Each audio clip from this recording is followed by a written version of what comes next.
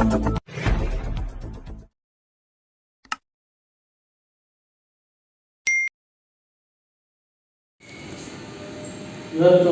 ಶ್ರೀ ಗುರು ಸಿದ್ದೇಶ್ವರ ವಿದ್ಯಾಸಂಸ್ಥೆ ಹಾಗೂ ಸೇರಿಕೆ ಸಮಾಜದಲ್ಲಿ ಜಗಜ್ಯೋತಿ ವಿಶ್ವಗುರು ಬಸವೇಶ್ವರರಿಗೆ ಅತಿಪೂರ್ವಕವಾಗಿ ಸಂಸ್ಥೆಗೆ ಆಚರಣೆ ಮಾಡ್ತಾರೆ. ತಮ್ಮೆಲ್ಲರಿಗೂ ಗೊತ್ತಿರುವಂತೆ ಜಗಜ್ಯೋತಿ ಬಸವೇಶ್ವರರು 12ನೇ ಶತಮಾನದಲ್ಲಿ ಸಮಾಜದಲ್ಲಿರ್ತಕ್ಕಂಥ ಮೌಢ್ಯಗಳನ್ನು ಅಂಧಕಾರವನ್ನು ತೊರೆಯಲಿಕ್ಕೆ ಜನಸಾಮಾನ್ಯರ ಆಡು ಭಾಷೆಯಾಗಿರ್ತಕ್ಕಂತಹ ಆ ಭಾಷೆಯಲ್ಲಿ ವಚನಗಳನ್ನು ರಚಿಸಿ ಜನರಿಗೆ ಜಾಗೃತಿ ಮೂಡಿಸುವಂತಹ ಕೆಲಸವನ್ನು ಮಾಡಿ ಅನುಭವದ ಮಂಟಪ ಮೂಲಕವಾಗಿ ಅಂಬಿಗೇರಿ ಚೌಡಯ್ಯನವರಾಗಿರ್ಬೋದು, ಬೇರೆ ಬೇರೆ ವಚನಕಾರಗಳನ್ನು ಕೂಡಿಸಿಕೊಂಡು ಅವರೆಲ್ಲರಿಗೂ ಆ ಸಮಾಜದ ಅಂಕುಡೊಂಕುಗಳನ್ನು ತಿದ್ದಲಿಕ್ಕೆ ಸಹಾಯವನ್ನು ಮಾಡಿರ್ತಕ್ಕಂಥದ್ದು. ಬಹುಶಃ ಇವತ್ತು ವಿಶ್ವಕ್ಕೆ ಅವರ ವಚನಗಳು ದಾರಿದೀಪ ಅಂತ ಹೇಳ್ತಾರೆ ನಾವು. ಯಾಕಂದರೆ ನಮಗೆ ಒಂಥರ ಪ್ರಿಯಾಂಬಲ್ ಇದ್ದಂಗೆ, ನಮ್ಮ ಸಂವಿಧಾನದ ಒಂದು ಏನು ಪೀಠಿಗೆ ಅಂತೇಳಿ ಹಾಗೆ ಬಸವಣ್ಣನ ವಚನಗಳು ನಮಗೆ ಕಲಬೇಡ ಕೊಲಬೇಡ ಹುಸಿಯನ್ನು ಬೇಡ ಅನ್ಯರಿಗೆ ಅಸಹ್ಯ ತೊರೆಬೇಡ ಎದುರುಗಡೆಯಲು ಬೇಡ, ಇದೇ ಅಂತರಂಗ ಸುದ್ದಿ ಇದೇ ಬೇರಂಗ ಸುದ್ದಿ ಇದೇ ನಮ್ಮ ಕೂಡಲ ಸಂಗಮವನ್ನು ನೆನೆಸುವ ಪರಿ ಅಂತೇಳಿ ಆ ಒಂದು ವಚನದಲ್ಲಿಯೇ ನಮಗೆ ಮನುಷ್ಯ ಹೇಗಿರಬೇಕು ಅಂತಕ್ಕಂಥದ್ರ ಬಗ್ಗೆ ಸಾಕಷ್ಟು ವಿಚಾರಗಳನ್ನು ತಿಳಿಸಿಕೊಂಡಿದ್ದಾರೆ. ಅಂತಹ ವಚನಗಳು ಇಂದು ಎಂದೆಂದಿಗೂ ಕೂಡ ಈ ಜಗತ್ತಿಗೆ ಮಾದರಿ ಮತ್ತು ಅವುಗಳನ್ನು ಅನುಸರಿಸ್ತಾ ಆ ಬಸವಾದಿ ತತ್ವಗಳನ್ನು ನಾವೆಲ್ಲರೂ ಕೂಡ ಜೀವನದಲ್ಲಿ ಅಳವಡಿಸಿಕೊಳ್ಳೋಣ ಅಂತ ಹೇಳ್ತಾ ಇವತ್ತಿನ ಈ ಕಾರ್ಯಕ್ರಮದಲ್ಲಿ ನನಗೆ ಮಾತನಾಡಲಿಕ್ಕೆ ಅವಕಾಶ ಕೊಟ್ಟಿರ್ತಕ್ಕಂಥ ತಮ್ಮೆಲ್ಲರಿಗೂ ಹಾಗೂ ಬಸವ ಜಯಂತಿಯ ಶುಭಾಶಯಗಳನ್ನು ತಿಳಿಸಿ ವಂದನೆಗಳನ್ನು ಸಮರ್ಪಿಸ್ತಾರೆ. ಸರ್ ತಾವು ಇಲ್ಲ ಮಾತಾಡಿ ಎರಡು ಬಸವಣ್ಣ ಬಗ್ಗೆ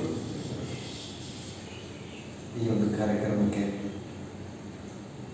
ಸರ್ ನಮಗೆ ಆಹ್ವಾನ ಕೊಟ್ಟು ಈ ಸಿರಿಯ ಕಾರಣದಿಂದ ಮತ್ತು ಗುರು ಬಸವೇಶ್ವರ ಸಂಸ್ಥೆಗೆ ಈ ಒಂದು ಬಸವಣ್ಣ ಜಗಜ್ಯೋತಿ ಬಸವಣ್ಣವರ ದಿನಾಚರಣೆಯನ್ನು ಆಚರಣೆ ಮಾಡ್ತಾ ಇದ್ದೇವೆ. ತುಂಬ ಖುಷಿ ಆಗುತ್ತೆ. ಈಗ ಸರ್ ಅದಕ್ಕೆ ಹೇಳಿಬಿಟ್ಟಿದ್ದಾರೆ, ಸಮಾಜದಲ್ಲಿರ್ತಕ್ಕಂಥ ಮೌಢ್ಯತೆಯನ್ನು ನಾಮಕ್ಕೆ ಹಾಕಿ ಜನರಿಗೆ ಒಂದು ಧಾರ್ಮಿಕ ನೆಲೆಯನ್ನು ಕೊಟ್ಟು ಬಂದ ಇವರು ಬಸವಣ್ಣವರು ಇವತ್ತಿನ ಜಗತ್ತಿನಲ್ಲಿ 12ನೇ ಶತಮಾನದಾಗ ಏನು ಅಕ್ಕಮಹಾದೇವಿಯರ ವಚನವನ್ನು ಮಲ್ಲಿಕಾರ್ಜುನ ಅವರ ಒಂದು ಅದ್ಭುತದಲ್ಲಿ ಇವರು ಒಂದು ಓದದಿದ್ದು ಇವರು ಇತಿಹಾಸ ಓದಿದ್ರೆ ಜೀವನ ಬದಲಾಗುತ್ತೆ. ಖಂಡಿತವಾಗಿ ಓದಬೇಕು. ಪ್ರತಿಯೊಂದು ಹಂತದ ವಚನ ಅವರು ಏನೇನು ಹೇಳಿದ್ದಾರೆ ಅಂತ ಹೇಳಿದ್ರೆ ಇವರು ಅತ್ಯಂತ ನೀತಿ ಮೀರಿದವರು, ಸಮಾಜಕ್ಕೆ ಹೆದರಿಲ್ಲವರು, ಜಾತೀಯತೆಗೆ ಹೆದರಿಲ್ಲವರು. ಈ ಕೆಳಮಟ್ಟದಿಂದ ಅವ್ರು ಹೇಳ್ತಿರ್ತಾರೆ, ನನ್ನ ಕೆಲವೊಂದು ಸರ್ ನನಗೆ ಅಟ್ಟಾಡಿಸಿ ಗೊಂದರಯ್ಯ ಅಂತ ಹೇಳ್ತಾರೆ. ಹೌದು, ನಮ್ಮ ಜನನೇ ಏನು ಮಾಡಿದ್ರು ಅಟ್ಟಾಡಿಸಿ ಗೊಂದರಯ್ಯ ಅನ್ನೋದನ್ನ ಹೇಳೋದು ಅವ್ರಿಗೆ ಭಾಳ ಬೇಜಾರಾಗುತ್ತೆ. ಯಾಕಂದರೆ ಅವಾಗಿನ 12ನೇ ಶತಮಾನದಾಗ ಹೆಂಗಿದ್ರು ಅವರು ವಚನಗಳು ಓದ್ತಾ ಹೋದರೆ, ಅವರ ಸಾಹಿತ್ಯವನ್ನು ಓದ್ತಾ ಹೋದರೆ ಹೇಗೆ ಅಂತ ಪ್ರಭಾವ ನಾವಂತೂ ಭಾಳ ಓದಿದ್ದೀವಿ ಅವ್ರ ಬಗ್ಗೆ. ಯಾಕಂದರೆ ಅವ್ರು ಬರೆದಿರ್ತಕ್ಕಂಥ ಹಾಗೆ ಇದೆ. ಪ್ರಾಕ್ಟಿಕಲ್ವಾಗಿ ಅಂತ ಅವರು ಕೆಲವೊಂದು ಸನ್ನಿವೇಶಗಳನ್ನು ಎಡೆ ಮಾಡಿಕೊಟ್ಟಾಗ ಆ ಒಂದು ಭಾರತಾಂಬೆಯಲ್ಲಿ ಇವರು ಕೂಡ ಅಮೆರಿಕದಲ್ಲಿ ಬಹಳ ಒಂದು ಆರಾಧ್ಯ ದೇವ ಅಂತ ಆಲೋಚಿಸ್ತಾರೆ. ಕೆಲವು ಸಿನೆಮಾನಲ್ಲಿ ಜರ್ಮನ್ ಸಿನೆಮಾನಲ್ಲಿ ಪ್ರತಿಯೊಂದು ಬಸವಣ್ಣನವರು ಅಂತಂದರೆ ಆ ಒಂದು 12ನೇ ಶತಮಾನದ ವಚನ ಸಾಹಿತ್ಯಕಾರರು ಎಲ್ಲರೂ ಪ್ರತಿಯೊಬ್ಬರು ಗುಹೇಶ್ವರದಲ್ಲಿ ಒಂದು ನಿಂತ್ಕೊಂಡು ಒಂದು ಮಾತಾಡ್ತಾರೆ. ಅವರು ಪ್ರತಿಯೊಂದು ಯಾವುದೇ ಜಾತಿ ಇಲ್ಲ, ಸುಮ್ಮನೆ ಜಾತಿಯನ್ನು ಕೊಟ್ಕೊಡ್ತಾರೆ. ಮಾನವ ಜಾತಿ ಒಂದೇ. ಈ ಮಾನವ ಜಾತಿಯನ್ನು ಕುಲದ ಹೊಳೆದಕ್ಕೆ ಹೋಗಬೇಡಿ, ಕೊಲ್ಲಿಕ್ಕೆ ಹೋಗಬೇಡಿ, ನಾವೆಲ್ಲ ಒಂದು ಅನ್ನೋದನ್ನು ಬಸವೇಶ್ವರವರು ಹೇಳ್ಕೊಟ್ಟಿದ್ದಾರೆ. ಮಾತನ್ನು ನಡೆಯೋಣ ಅಂತೇಳಿ ನನಗೆ ಮಾತು ಮಾಡಿಕೊಟ್ಟಿದ್ದಾರೆ ಅಂತ ಮುಗಿಸಿ ನಾನು ಮುಗಿಸ್ತಾ ಇದ್ದೀನಿ.